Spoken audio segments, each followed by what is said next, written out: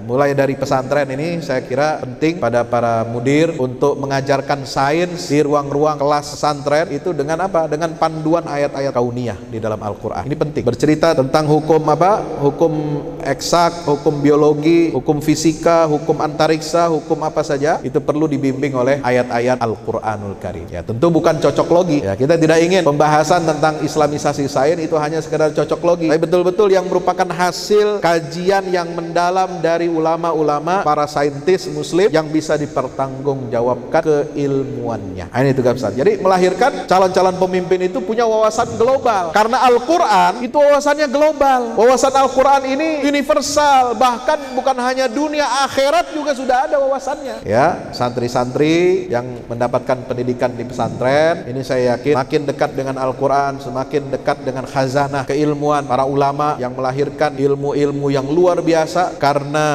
interaksi peradaban mereka, bagaimana cara mereka merespon tantangan-tantangan besar dunia itu bisa terefleksikan di dalam karya-karya mereka. Jadi karya-karyanya Abu Hamid Al-Ghazali itu merefleksikan tantangan-tantangan global pada masa itu. Maka cara kebangkitan Islam itu di lingkungan pesantren harus dimulai apa? Tazkiyatun nufus. Yang kedua, amar ma'ruf nahi mungkar. Ini yang selalu dipesankan oleh Imam Al-Ghazali. Kalau tazkiyatun nufus sudah selesai, harus ada timbul semangat keberanian untuk amar ma'ruf nahi mungkar. Karena inilah tugas utama para nabi dan rasul. Ya, itu nabi rasul itu amar ma'ruf nahi mungkar. Kita yang melanjutkan ulama, yang melanjutkan santri akan menjadi calon ulama di masa depan juga akan terus melanjutkan dakwah amar ma'ruf dan nahi mungkar. Dan yang mengawal santri-santri itu bukan hanya para kiai di sini, bukan hanya guru-guru, tapi juga bapak ibu di rumah. Bapak ibu di rumah harus juga mengawal. Jangan udah tenang, udah anak saya udah jadi santri, udah tinggal di pesantren. Belum tentu, masih panjang tugasnya Bapak Ibu. Banyak santri lulus dari pesantren, masuk perguruan tinggi, jadi liberal. Ada yang murtad, ada yang lepas jilbabnya, sekarang kampanye jadi feminis. Apa yang salah? Pesantren salah? Enggak. Guru salah? Kiai salah? Enggak. Yang salah orang tua tidak melanjutkan pendidikan pesantren itu di rumahnya masing-masing. Anak merasa terpaksa pakai jilbab, enggak ngerti filosofi jilbabnya buat apa. Anak hanya terpaksa sholat berjamaah, enggak ngerti buat apa dia berjamaah. Ini harus kita baik. Makanya orang tua harus cerdas. Anak-anak kita tidak ada jaminan dia akan baik sampai